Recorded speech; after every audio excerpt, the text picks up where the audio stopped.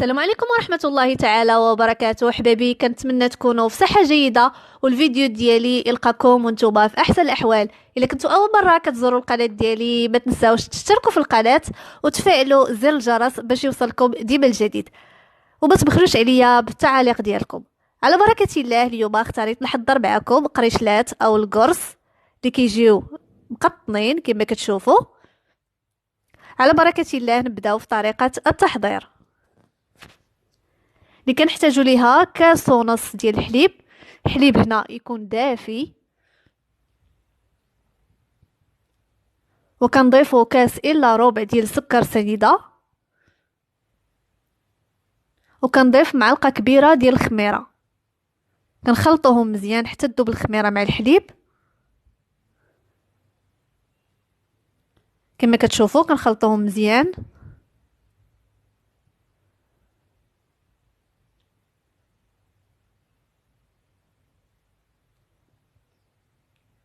هنا غادي نغطي عليها، نخلي الخميره ديالتي تتفاعل مع الحليب لمده ديال 5 دقائق 10 دقائق على حسب الجو.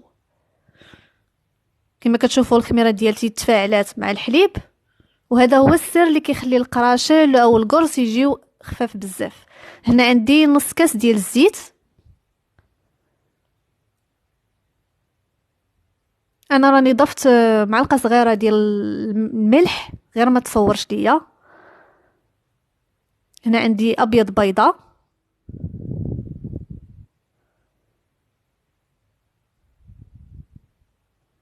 كما كتشوفوا كنضربهم مزيان.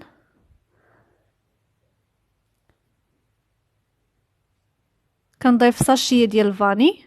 كما قلت لكم انا راني نسيت ما صورتش لكم الملح، راني درت ملعقه صغيره ديال الملح.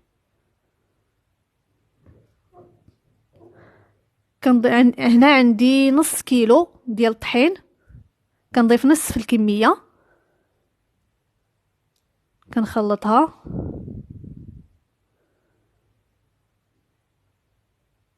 وكنضيف ليها 2 خمارات كما كتشوفوا.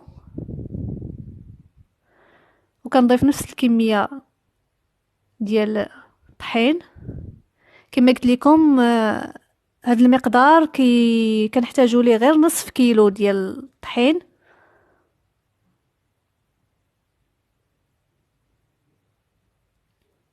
كما كتشوفوا نعجنوها مزيان.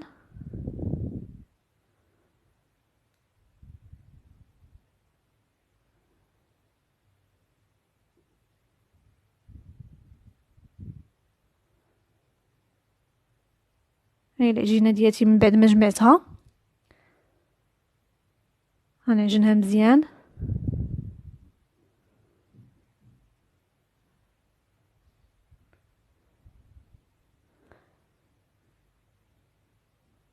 هنا كندهن يديا بالزيت. العجين خصو يكون على هذا القوام، خصو يكون خفيف.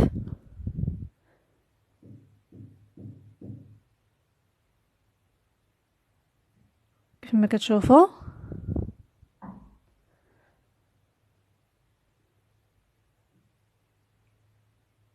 انا دهنتها من الفوق بالزيت، وغادي نغطي عليها ترتاح لمده ديال نصف ساعه على حسب الجو تيتضاعف الحجم ديالها.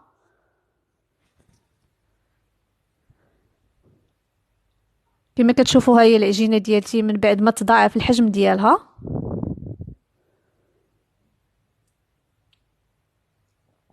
كندهنو يدينا بالزيت، حيت كما قلت لكم العجينه كتلصق في اليد، خصنا ضروري نزيتو يدينا. هنا كنخوي العجينه ديالتي من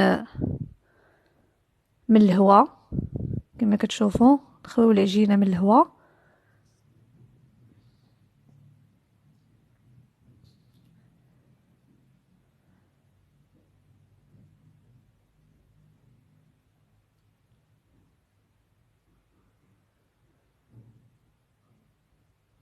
هاي العجينه ديالتي من بعد ما خويتها من الهواء. كما كتشوفوا غادي نديرو كويرات. انا هنا درت كرات كبار.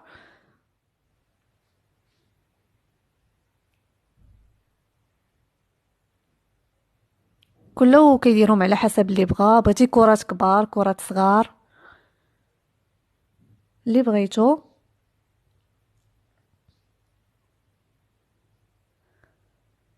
كما كتشوفوا راه الكرات ساهلين يتكونوا فيه.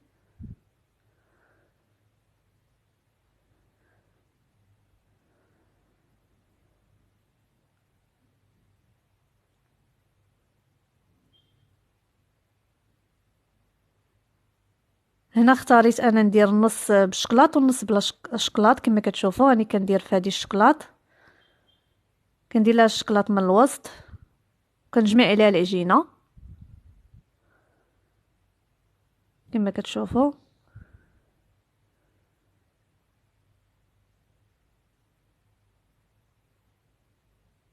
ندير معكم واحده اخرى. ها هي كنجمع تاني العجينه من التحت، حيت الا بقى الشكلاط باين كيذوب لينا وكيلصق لينا في اللاطه.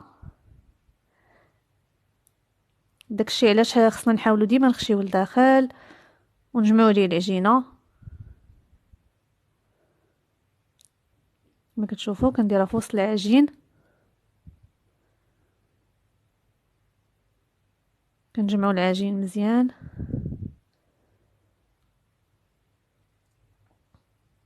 والقرص كيجي زوين فحال هكا في الكوتاي، كيجي زوين وساهل انك تحضره، كيجي احسن من ديال الزنقه.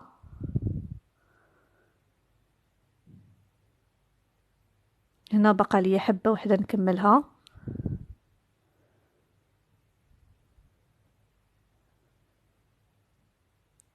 كيف كتشوفوا راه ساهلين وبساط.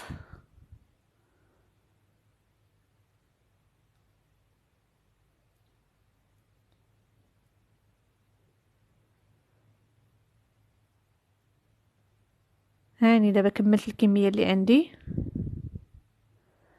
كما كتشوفوا كميه هادشي اللي خرجت ليا، ولا درتوهم صغار تقدر تخرج لكم اكثر. كنضغطوا على الكريسات ديالنا كما كتشوفوا، حيت الا خليناهم بحال هكا كيتنفخوا بزاف. نقرصوهم كما كتشوفوا.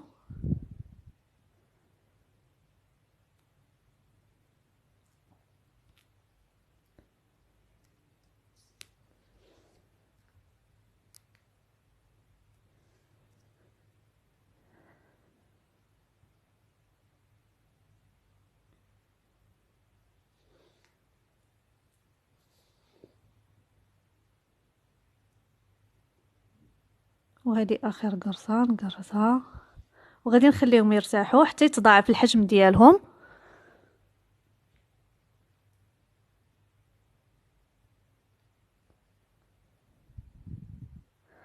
نغطي عليهم ونخليهم يرتاحوا.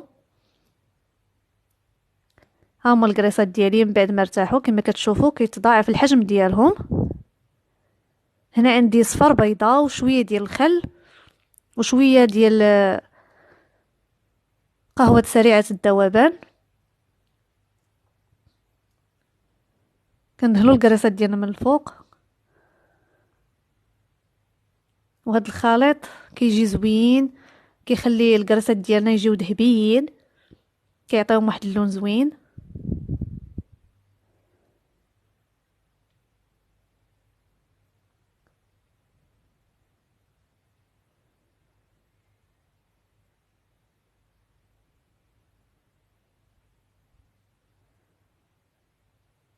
ندهنوا الكريسات ديالنا.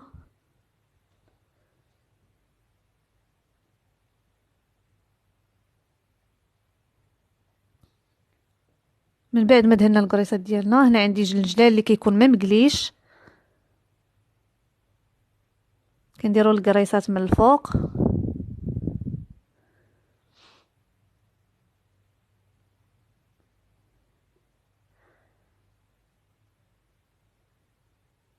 ونبقاو مستمرين تنكملوا الكريسات ديالنا. كما كتشوفوا هما الكريسات ديالي، غادي ندخلهم الفران على عافيه نهيله.